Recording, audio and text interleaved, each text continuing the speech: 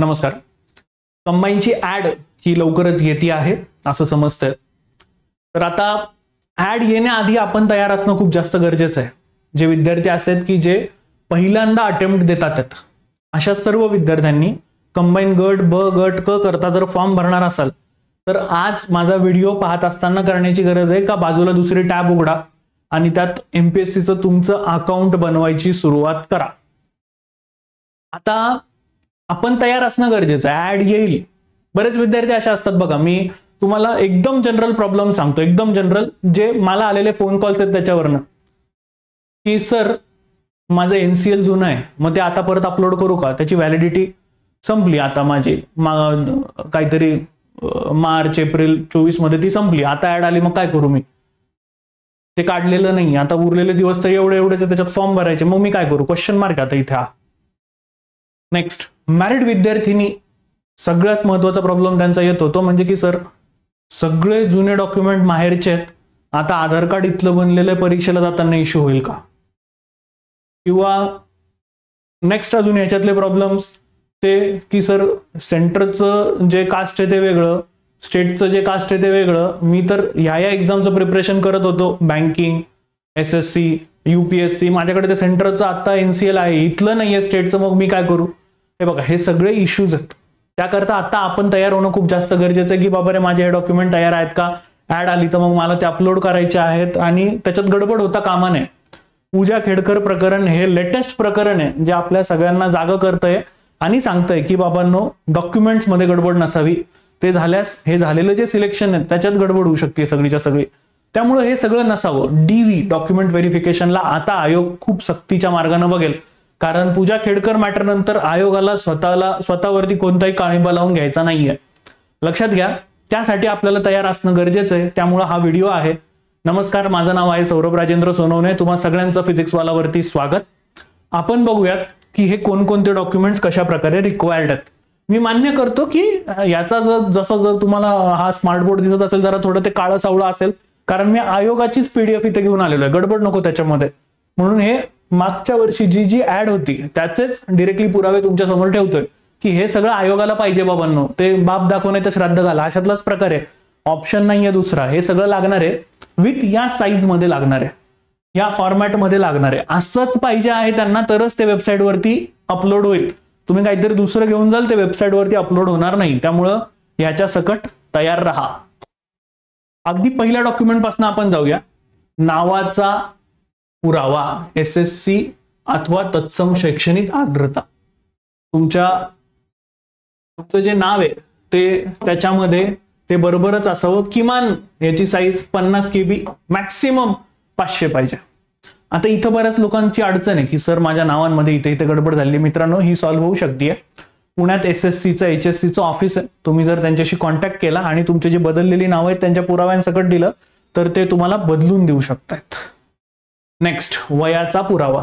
आता वयाच्या पुराव्यासाठी काय असतं बघा, जसं 10वीचं मार्कशीट आहे तसंच 10वीचं एक सर्टिफिकेट असतं आणि त्या सर्टिफिकेटमध्ये खाली तुमची डेट असते. आता इथे मेजर विद्यार्थ्यांचा प्रॉब्लेम आहे की हे सर्टिफिकेट त्यांनी शाळेतनं काढलेलंच नाहीये. सेम 12वीचं मार्कशीट आणि 12वीचं सर्टिफिकेट असतं, त्या 12वीच्या सर्टिफिकेट वरती सुद्धा डेट असते. तर वयाचा पुरावा हा आपण त्याच्यातनं देऊ शकतोय, ते गरजेचं आहे. शैक्षणिक आर्द्रता इत्यादींचा पुरावा. मग आता FY, SY, TY सगळं गरजेचं आहे, ते काढा. ह्याच्यात आता ज्या विद्यार्थ्यांनी YCMOU मधनं समजा 10वी झाली, 12वीचे पेपरच दिले नाही, तर YCMOU मध्ये ऑप्शन असतं की तुम्ही ग्रॅज्युएशनला ऍडमिशन घेऊ शकता. त्याच्यासाठी त्यांची जी एंट्रन्स टेस्ट आहे ती तुम्ही तिथे अपलोड करू शकता. तर तेही त्याला चालणार आहे. ओपन युनिव्हर्सिटीचा काहीही प्रॉब्लेम होत नाही. YCMOU करून UPSCला बसणारे पास झालेल्या विद्यार्थ्यांची संख्या मोठी आहे. नेक्स्ट, सामाजिक दृष्ट्या मागास असल्याचा पुरावा. ते गरजेचे आहेत सर्टिफिकेट सगळेच्या सगळे. आर्थिक दृष्ट्या दुर्बल घटक असल्याचा पुरावा, इकॉनॉमिकली बॅकवर्ड क्लास. आता मग तुम्ही ओबीसी मधनं बिलॉंग करत असाल, तुम्ही EBC मधनं बिलॉंग करत असाल, त्याचे सर्टिफिकेट्स लागणार आहेत. अर्ज सादर करण्याच्या अंतिम दिनांकास वैध असणारं नॉन क्रिमिनल प्रमाणपत्र NCL. तुम्ही ज्या दिवशी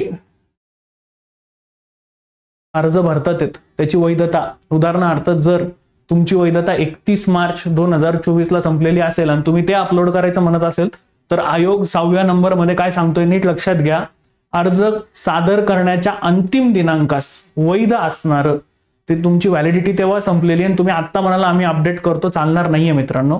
या सगळ्यांची जी फाईलची किमान आणि कमाल साईज आहे ती 50-500 आहे, त्यामुळे मी त्याच्यावरती काही बोलणार नाही. आणि याचा सगळ्यांचा फॉर्मॅट हा PDF आहे, त्यामुळे मी आता त्या 3 कॉलम बद्दल बोलणार नाही, मी फक्त ह्याच्याबद्दल बोलतोय. नेक्स्ट, पात्र माजी सैनिक असल्याचा पुरावा. तुमचे मित्रमैत्रीण किंवा तुमच्या ओळखीमधले जर कोणी माजी सैनिक असतील आणि त्यांना आता फॉर्म भरायचा असेल नक्कीच त्यांना हा पण व्हिडिओ पाठवा.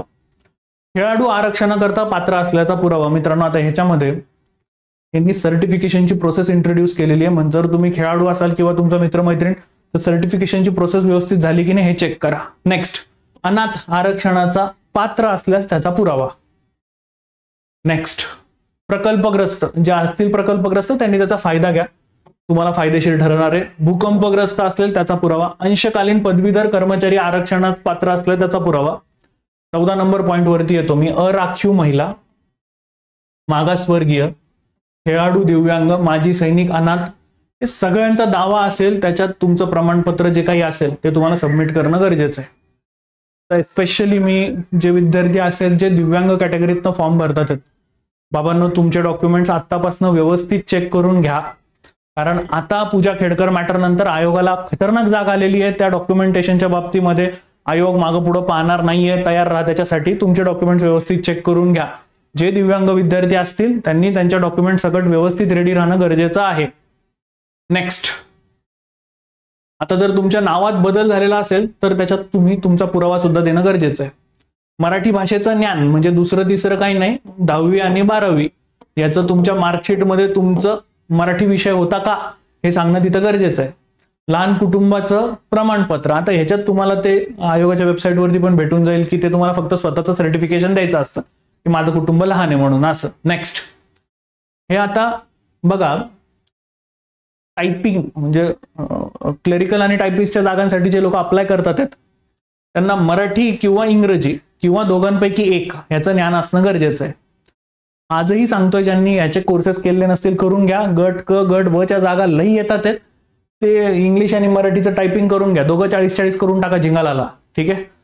दोघांपैकी एक केलेलं चालतंय, मी सजेस्ट करेन दोघंही करून टाका. तर हे नीट वाचा की हे त्या दिवशी तुमच्याकडे पाहिजे आहे, ठीक आहे. दोघांपैकी एक कोणतं तरी पाहिजे.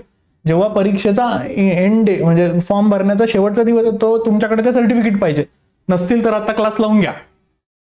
विहित नमुन्यातील अनुभव प्रमाणपत्र, जर तुम्हाला आधी कसला अनुभव आहे तर त्याचा अनुभवाचं प्रमाणपत्र तुमच्याकडे असणं गरजेचं आहे. जे लोक पब्लिक सेक्टर अंडरटेकिंग मध्ये PSUs मध्ये कामाला आहेत आणि आता परीक्षा देतात त्यांना NOC देणं बंधनकारक असतं. नो ऑब्लिगेशन सर्टिफिकेट ते सुद्धा काढणं बंधनकारक आहे. तुम्ही आधी कुठेतरी जॉब केलाय त्याच्याकडे तुम्ही जर ते आयोग तुम्ही मेन्शन करणार असाल आयोगाला तर तुमच्याकडे त्याचं जे काही आधीचं तुमचा अनुभव आहे त्याचं प्रमाणपत्र तुमच्याकडे असणं गरजेचं आहे. ते तुम्हाला तिथे अपलोड करावं लागणार आहे. कृपया परत सांगतोय की तुम्ही या सगळ्या डॉक्युमेंट सोबत तयार राहा. ऍड आल्यानंतर जागे व्हाल तर प्रॉब्लेम्स येतील. बेटर आत्ताच जागे व्हा. ताण लागल्यानंतर वीर खणण्यात काही उपयोग नाहीये. बेटर आत्तापासूनच तयार राहा. ऍड लवकरात लवकर येईल त्यासाठी आपण तयार असावेत, ठीक आहे. तर तुम्हा सगळ्यांना अभ्यासासाठी खूप साऱ्या शुभेच्छा. नक्कीच PW मध्ये आम्ही तुमच्या सगळ्यांच्या सोबत आहोत.